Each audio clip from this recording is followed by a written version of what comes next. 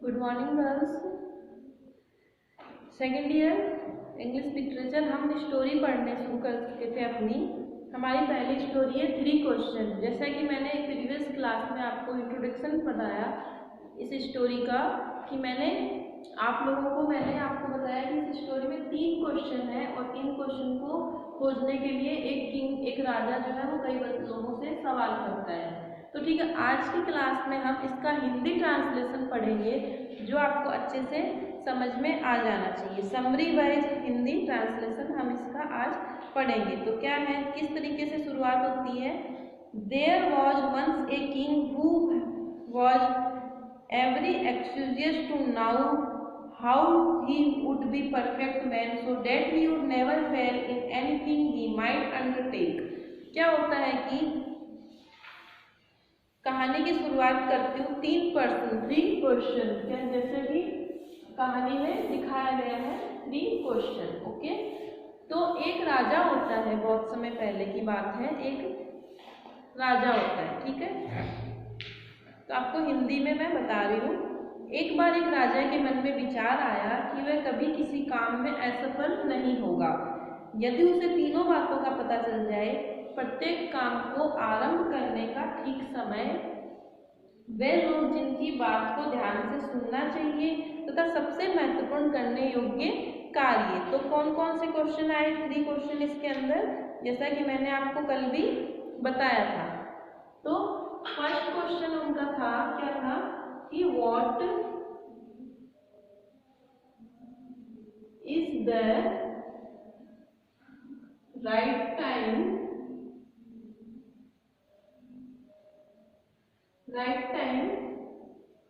For every action. ठीक है, पहला क्वेश्चन ये था उनका। एंड दूसरा था who are the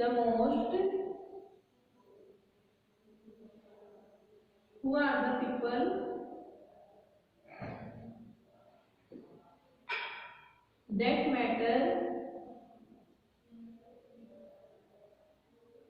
that matter most। okay, third is that what is the most important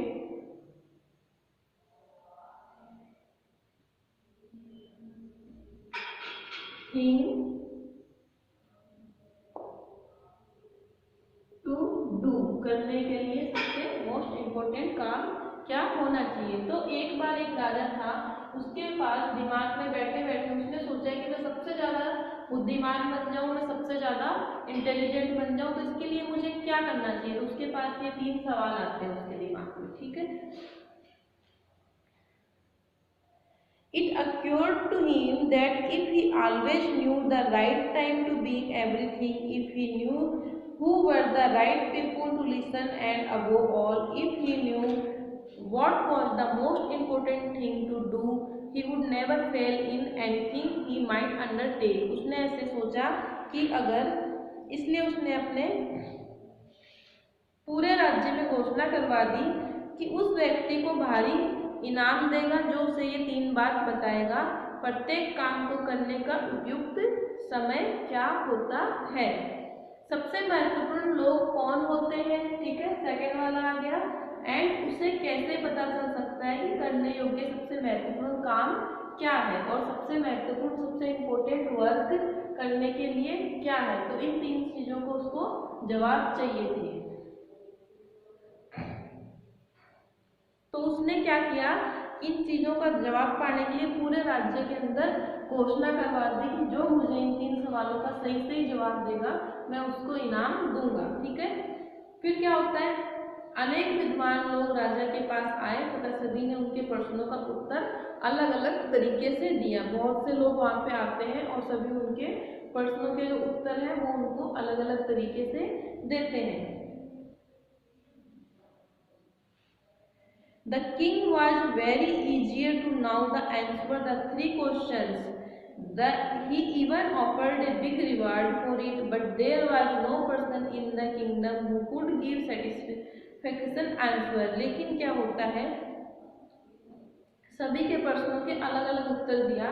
पहले प्रश्न से कुछ उत्तर लोगों ने कहा कि प्रत्येक काम को करने का ठीक समय जानने के लिए व्यक्ति को एक टाइम टेबल बनाना चाहिए। कुछ लोगों ने ये कहा कि किसी भी काम को सही तरीके से सही टाइम पे करने के लिए एक टाइम टेबल बनाना चाहिए और उसी के अनुसार दृढ़ता से काम करना चाहिए। उनके अनुसार केवल ऐसा करने से ही प्रत्येक काम को उसके सही समय पे किया जा सकता है। उनका कहना था कि अगर टाइम टेबल बना के हम किसी काम को करेंगे तो वो काम उस तरीके से सही टाइम पे किया जा सकता है। अन्य लोगों ने कहा कि पहले से किसी काम को करने का उपयुक्त समय जानना असंभव है। कुछ लोगों ने ये जवाब दिया कि किसी भी काम को करने के लिए सही टाइम का पता लगाना मतलब कि वो नहीं है, संभव ही नहीं है। कब कौन सा काम करना पड़ जाए इस चीज का हमें पता ही नहीं होता है। कुछ लोगों के ये इस तरीके से जवाब थे। फिर कुछ लोगों ने कहा, उन्होंने कहा कि किए जा रहे सभी कर्मों की तरफ व्यक्ति को ध्यान देना चाहिए और फिर वही करना चाहिए जिसकी उसको जरूरत हो। अब पहले सवाल के उत्तर में तो लोगों ने ये बातें कह दी। अब जो काम है वो ये जो है काम जो राइट टाइम जो काम है तो मैटर मतलब कि who are the people the matter most, कौन से वो लोग हैं। कुछ और लोगों ने कहा कि किसी एक व्यक्ति के लिए प्रत्येक काम को करने का उपयुक्त समय जानना असंभव है। तो कुछ लोगों ने ये कहा कि जो सारे काम आप कर रहे हो, जो भी काम अपनी लाइफ में आप कर रहे हो, उन कामों को आपका एक इम्पोर्टेंट होना चाहिए, उन सभी में आपका मतलब कि वो आपके लिए महत्वपूर्ण होना चाहिए। और कुछ लोगों ने कहा कि कोई भी काम करने का कोई सही समय नहीं होता है, जब चाहो आप अपना काम कर सकते हो। इसलिए उन्होंने कहा कि राजा को बुद्धिमान व्यक्तियों की एक सलाहकार परिषद बनानी चाहिए जो प्रत्येक काम को करने का उपयुक्त समय जानने में उनकी सहायता कर सके। इसलिए उन्होंने फिर राजा से कहा कि आप एक परिषद बनाओ, आप एक सलाह समिति बनाओ, उसके अंदर आपको इस चीज का पता लग जाएगा कि सही टाइम पे कौन सा काम किया जाना चाहिए। किंतु कुछ लोगों ने कहा कि अनेक काम ऐसे होते हैं जिनके बारे में व्यक्ति को तुरंत निर्णय करना होता है। कुछ लोगों ने कहा कि बहुत सारे काम ऐसे होते हैं जो तुरंत करने होते हैं, उनके बारे में हम सोच ही नहीं सकते कि अभी करना है तो अभी करना है, और जिन्हें सभा में सामने रखने की प्रतीक्षा नहीं की जा सकती। जैसे कि मान लो कोई युद्ध हो गया, कोई लड़ाई हो गई, तो हम उसके लिए अब सभा बुलाएंगे, उसके लिए डिस्कशन करेंगे। तो कई बार ऐसा इमरजेंसी हो जाती है कि हमें तुरंत उस काम को करना होता है और इसलिए व्यक्ति को पहले से ही पता होना चाहिए कि क्या होने वाला है। तो इसलिए व्यक्ति को कुछ लोगों ने कहा कि हमें पहले ही पता होना चाहिए कि होने क्या वाला है। केवल जादूगर लोग ही ऐसे होते हैं जिनको इसका पता होता है। कहा कि कुछ जादूगर लोग ही ऐसे होते हैं जो इस चीज के बारे में हमें पहले से बता सकते हैं। इसलिए प्रत्येक काम को करने का उपयुक्त समय जानने के लिए व्यक्ति को आवश्यक है कि जादूगर की सलाह लेनी चाहिए। अब कुछ लोगों ने ये कहा कि अगर आपको कोई काम परफेक्ट टाइम पे करना है तो आप लोगों को जादूगरों की सलाह लेनी होनी चाहिए, क्योंकि उनको जादू आता है, वो जादू से बता देंगे कि ये टाइम इस टाइम पे होने वाला। मतलब इन सारे सवालों का कोई बेस नहीं था, इन सारे जवाबों का कोई मतलब परफेक्ट इनमें से कोई जवाब नहीं निकल के आता है। दूसरे प्रश्न के उत्तर भी इतने ही अलग अलग तरह के थे। कुछ लोगों ने कहा कि राजा के पार्षद उसके लिए सबसे महत्वपूर्ण लोग होते हैं। अब जो इसके आंसर तो हमें दिखाई दे दिए, लेकिन अब जो दूसरे लोग थे उसके इस पर बात करते हैं। इस पर उन्होंने कहा कि जो राजा जो होता है उसके जो पार्षद होते हैं, उसके जो मंत्री वगैरह होते हैं, वो सबसे ज्यादा इम्पोर्टेंट उसके लिए वो ही लोग होते हैं। ठीक है,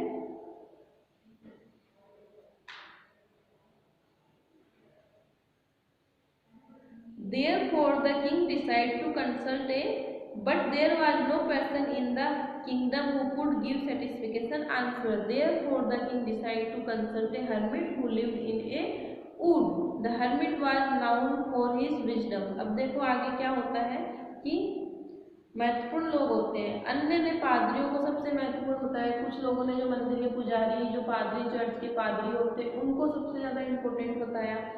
किसी ने डॉक्टरों को तो कुछ ने योद्धाओं को सबसे जरूरी बताया। इस तरीके से मतलब कई लोगों ने अपनी अपनी सब राय दी। ठीक है, अब हम आते हैं थर्ड क्वेश्चन पे, what is the most important thing to do, करने के लिए सबसे मोस्ट इम्पोर्टेंट काम क्या होना चाहिए। तीसरे प्रश्न के उत्तर में लोगों ने कहा कि संसार में सबसे महत्वपूर्ण चीज विज्ञान है, सबसे इम्पोर्टेंट क्या है, साइंस है। सबसे महत्वपूर्ण चीज क्या है कि साइंस है। कुछ लोगों ने कहा कि साइंस से बढ़कर कुछ भी नहीं है। अन्य ने कहा कि सबसे महत्वपूर्ण चीज है युद्ध करने का कौशल। कुछ लोगों ने कहा कि टाइप ऑफ वार, मतलब युद्ध, आप लड़ाई को किस तरीके से हैंडल करोगे, आप लड़ाई को किस तरीके से मैनेज करोगे। तो सबसे ज्यादा इम्पोर्टेंट आपकी जो आर्मी जो है देश की, वो सबसे ज्यादा स्ट्रॉन्ग, मतलब वो सबसे ज्यादा इम्पोर्टेंट होनी चाहिए। तथा अन्यों के लिए सबसे महत्वपूर्ण चीज थी पूजा पाठ। अब कुछ लोगों ने बताया कि भगवान की पूजा करो, सबसे ज्यादा बेस्ट चीज क्या है करने के लिए, यही है। तो इस तरीके से कई लोगों ने अलग अलग इन तीनों क्वेश्चंस के जवाब अलग अलग तरीके से, अलग अलग ढंग से राजा को दिए। लेकिन राजा क्या होता है कि सेटिस्फाइड नहीं होता है, उसको इन चीजों के सवाल से सेटिस्फिकेशन नहीं मिलता है। फिर नहीं मिलने से वो क्या करता है, सभी उत्तर अलग अलग थे तथा राजा उनमें से किसी से भी संतुष्ट न हुआ, इसलिए उसने किसी को भी कोई नाम नहीं दिया। अंत में उसने एक सन्यासी से परामर्श करने का निश्चय कर लिया जो अपनी बुद्धिमत्ता के लिए दूर दूर तक प्रसिद्ध था। लास्ट में वो क्या करता है कि एक साधु के पास जाने का निश्चय करता है जो अपनी बुद्धिमत्ता के लिए दूर दूर तक फेमस था। The hermit was known for his wisdom, but he received none but the common flock. So the king went to him in simple clothes. He went on foot. He left his bodyguard behind at some distance. अब क्या होता है कि राजा जो है सन्यासी के पास जाने के लिए,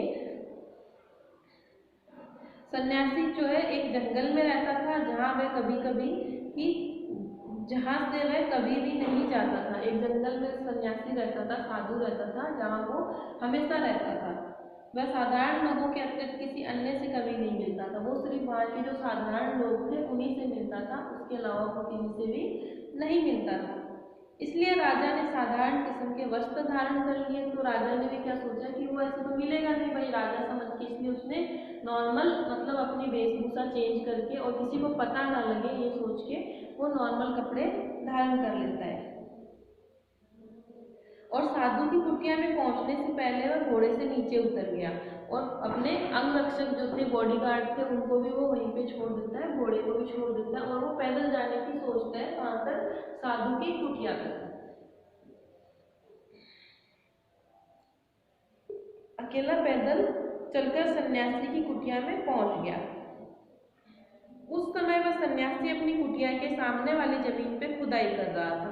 तो उस टाइम पे क्या होता है कि जो वो साधु था वो अपनी कुटिया के सामने जो जगह थी, the hermit was digging the ground in front of his hut. The king went up to him.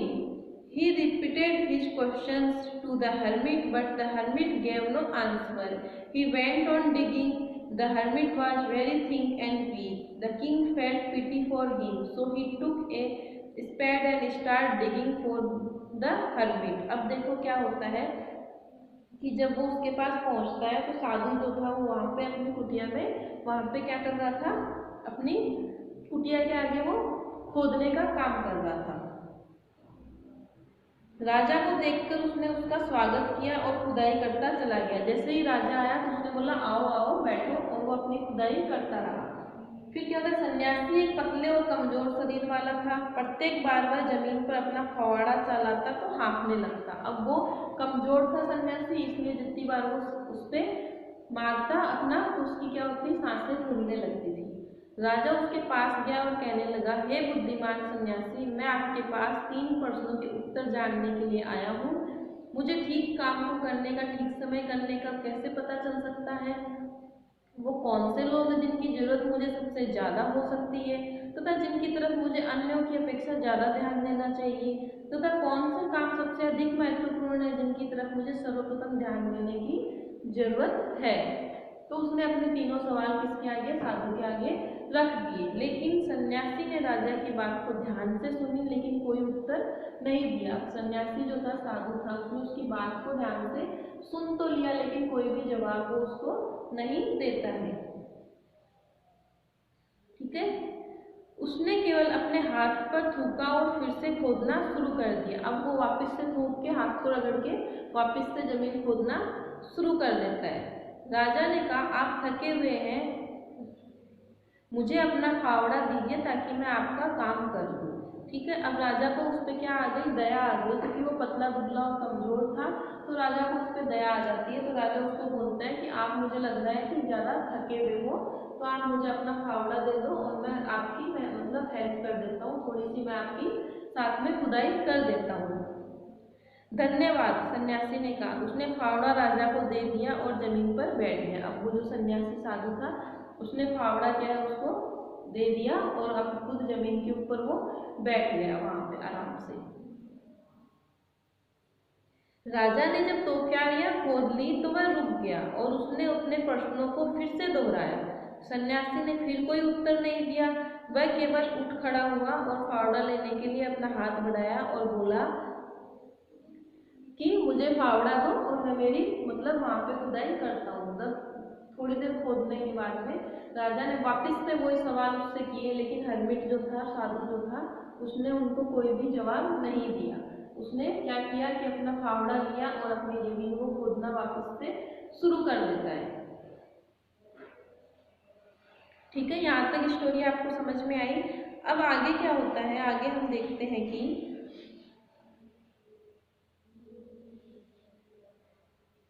he was digging. The hermit was very thin and weak. The king felt pity, so he took the spade and dug him. He kept digging till sunset. Then he again requested the hermit to give answer to his questions. Just then a bearded man come running there. He was badly wounded. He was crying with pain. He fell down and fainted. The king nursed him with loving care. तब उस time पे अचानक क्या होता है, किंतु राजा ने फावड़ा नहीं दिया और खोदता चला गया। 1 घंटा बीत गया, फिर अन्य घंटे बीत गए। इस तरह से टाइम पे टाइम बीतता गया। फिर इस तरीके से क्या हो गई, शाम हो गई। सूरज जो है पेड़ों के पीछे छिपने लग गया और अंधकार होने लग गया। मतलब कि राजा ने ये सोच लिया था कि मुझे मेरे सवालों का जवाब अभी लेके ही जाना है यहाँ से।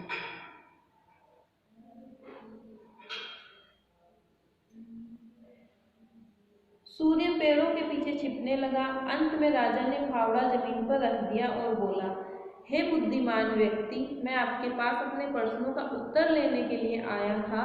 यदि आप मुझे कोई उत्तर नहीं दे सकते तो मुझे बता दीजिए और मैं घर लौट जाऊंगा। सन्यासी बोला, इधर देखो, इधर कोई दौड़ता हुआ आ रहा है, आइए देखते हैं कौन है। जब वो काफी देर तक उसके सवालों का कोई जवाब नहीं देता है तो वो राजा उसको बोलता है कि ये बुद्धिमान व्यक्ति, आपको अगर मेरे सवाल का जवाब नहीं देना है तो आप मेरे को मना कर दीजिए, मैं अपने घर चला जाऊंगा। मैं फालतू में आपसे वेट क्यों कर रहा हूँ। इतने में कोई दौड़ता हुआ उधर से आता है कोई आदमी, तो वो बोलता है कि देखो इधर आओ, कोई दौड़ता हुआ आ रहा है और देखते हैं कि क्या हो रहा है वहां पे। ठीक है,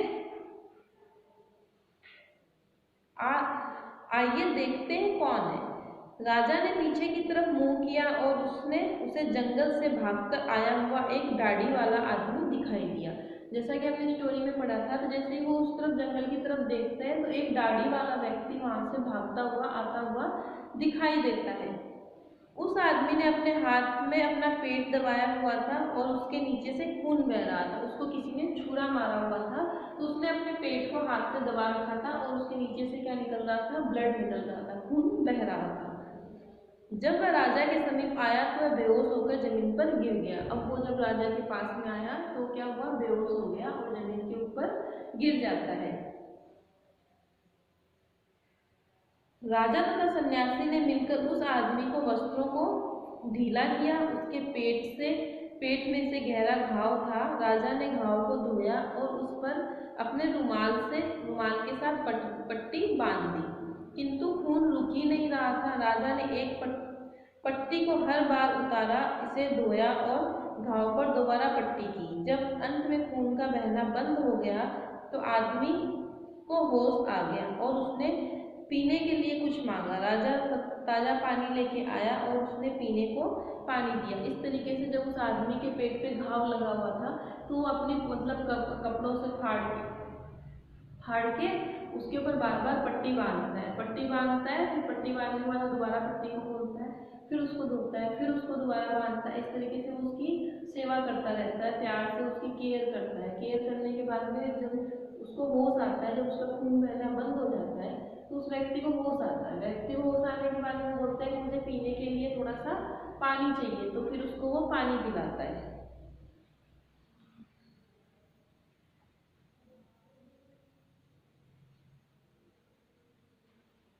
The king nursed him with loving and care.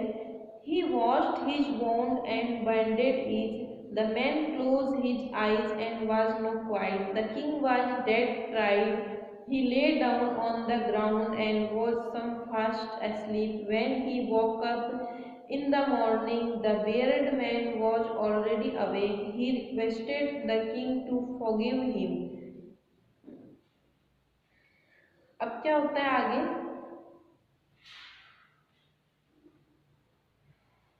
पानी लेकर आया और उसे पानी को पानी दिया।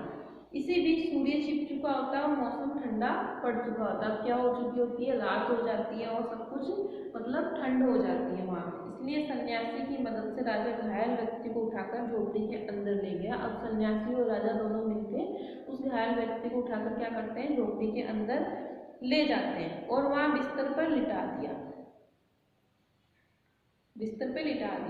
उस आदमी ने अपनी आंखें बंद कर ली और शांत हो गया। राजा ने अपनी यात्रा के कारण इतनी देर से परिश्रम करने के कारण थक गया कि वह अपनी जमीन पर लेट गया और शीघ्र ही गहरी नींद में सो गया।